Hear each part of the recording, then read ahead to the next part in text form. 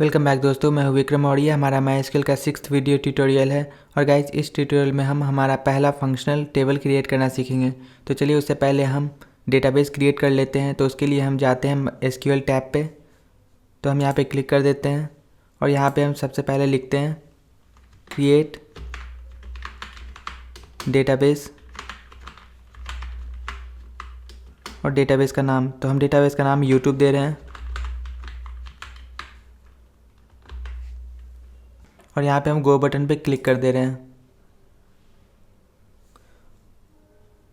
हमारा query successfully run हो चुका है। तो चलिए हम डेटाबेस में देख लेते हैं कि हमारा डेटाबेस क्रिएट हुआ है या नहीं। गाइस यहाँ देखिए हमारा यूट्यूब नाम से डेटाबेस क्रिएट हो चुका है। हम इस यूट्यूब पे क्लिक करते हैं और उसके बाद हम इस SQL टैब पे क्लिक करते हैं और यहाँ पे हम लिखते हैं। सबसे पहले हम इसका सिंटैक्स देख लेते हैं गाइस। तो चलिए हम टेक्स्ट एडिटर पे जाते हैं। मैं इसे यहाँ से निकाल देता हूँ और यहाँ पे हम लिखते हैं क्रिएट टेबल नेम।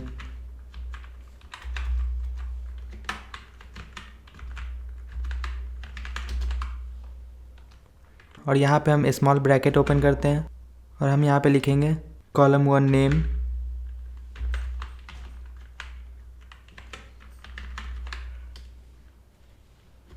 और इसका डिस्क्रिप्शन कमा कॉलम 2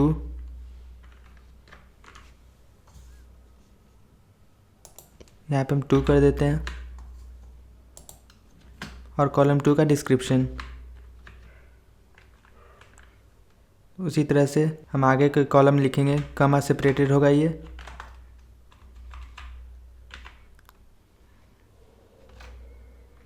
उसके बाद हम ब्रैकेट क्लोज कर देंगे, उसके बाद सेमीकोलन। और गाइस इस सिंटेक्स में आप देख सकते हैं कि मैंने टेबल नेम के बाद पैरेंथेसिस के अंदर कॉलम को डिफाइन किया है और प्रत्येक कॉलम जो है वो कॉमा सेपरेटेड है। और गाइस ये लास्ट में सेमीकोलन देना बहुत ही ज़रूरी है, क्योंकि MySQL रन तब तक नहीं होगा जब तक कि उसे सेमीकोलन नहीं दिखेगा।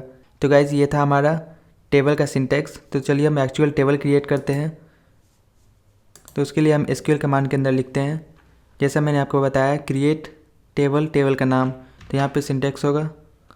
तो यहाँ पे हम लिखेंगे क्रिएट टेबल और टेबल का नाम। तो टेबल का नाम हम यूजर्स देंगे।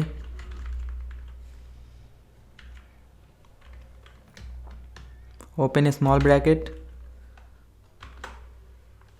और यहाँ पे लिखते हैं कॉलम 1 नेम। तो हमारा पहला कॉलम जो है वो होगा ID। तो हम यहाँ पे लिखते हैं यूज़र ID,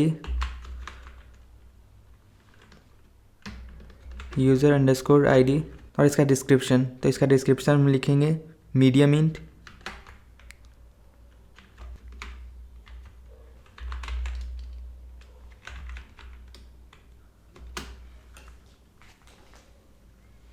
अनसाइंड,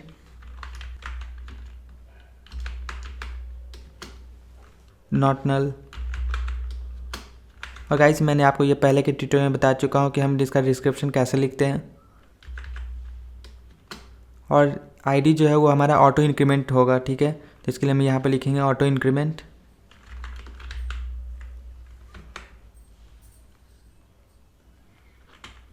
कमा, अब नेक्स्ट कॉलम हम लिखेंगे फर्स्ट नेम। और गाइस हमारा जो कीवर्ड होगा वो हमेशा कैपिटल लेटर में होगा और बाकी जो कॉलम नेम होगा वो सब हमेशा स्मॉल लेटर में होगा। तो हम यहाँ पे लिखेंगे फर्स्ट नेम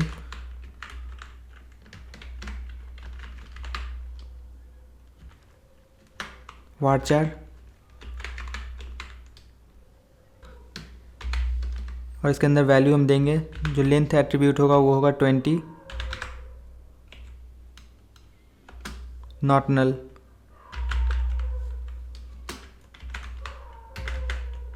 कमा, फर्स्ट नेम के बाद हम लिखते हैं लास्ट नेम।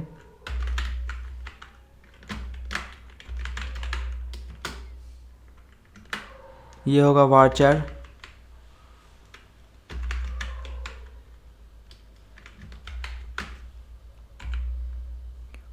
इसका लेंथ वैल्यू हम दे देते हैं 40, नॉट नल। कमा, नेक्स्ट हम लिखते हैं ईमेल,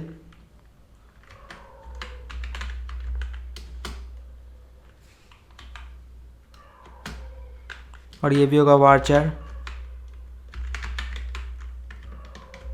60, इसका लेंथ गाइज होगा 60। और गाइज मैंने ये सब पहले के ट्यूटोरियल में डिस्कस कर रखा है। नॉट नल, कमा, नेक्स्ट कॉलम हमारा हो जाएगा पासवर्ड, तो हम यहाँ पे लिखेंगे पास, और ये हो जाएगा 440, नॉट नल, फिर से कमा हम देंगे यहाँ पे, और लास्ट कॉलम हमारा हो जाएगा रजिस्ट्रेशन डेट।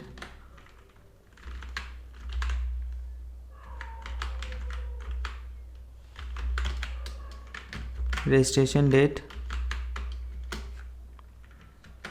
और इसका डिस्क्रिप्शन हो जाएगा date time, not null,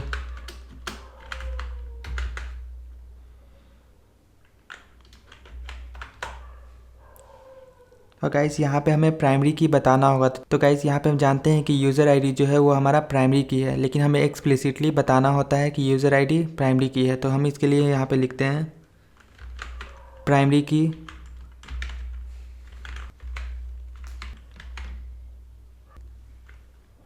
user ID यूज़र_आईडी। और गाइस चूँकि ये हमारा लास्ट कॉलम था, इसलिए हम यहाँ पे एक और इंटर दे देते हैं ताकि हमें समझने में आसानी हो। और जो हम यहाँ पे ओपन ब्रैकेट किए थे इसे हम यहाँ पे क्लोज कर देते हैं, ठीक है। और लास्टली हम सेमीकोलन दे देते हैं क्योंकि ये देना बहुत ही इंपॉर्टेंट है, ठीक है। तो गाइस ये था हमारा कॉलम, उसका डिस्क्रिप्शन। तो चलिए हम गो बटन पे क्लिक करते हैं, और ये देखिए हमारा जो क्वेरी है वो सक्सेसफुली रन हो चुका है। और ये गाइस यहाँ पे आप देख रहे होंगे क्रिएट टेबल यूज़र, जो हमारा सिंटेक्स है। और गाइस ये देखिए हमारा क्वेरी जो है वो सक्सेसफुली रन हो चुका है। तो होपफुली हमारा टेबल क्रिएट हो चुका है। तो चलिए हम फिर से डेटाबेस यूट्यूब पे जाते हैं, और ये देखिए गाइस हमारा यूज़र्स नाम से टेबल क्रिएट हो चुका है। तो उस टेबल को देखने के लिए, तो गाइस अब हमें चेक करना है कि टेबल एग्जिस्ट कर रहा है या नहीं। इसे देखने के लिए हम लिखेंगे, सबसे पहले स्किल पे हम चले जाते हैं, और यहाँ पे हम लिखते हैं शो टेबल्स।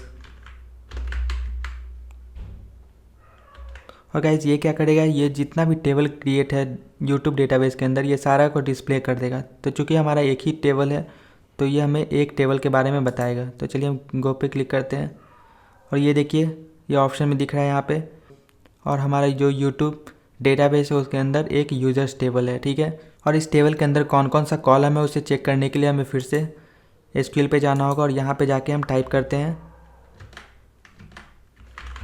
शो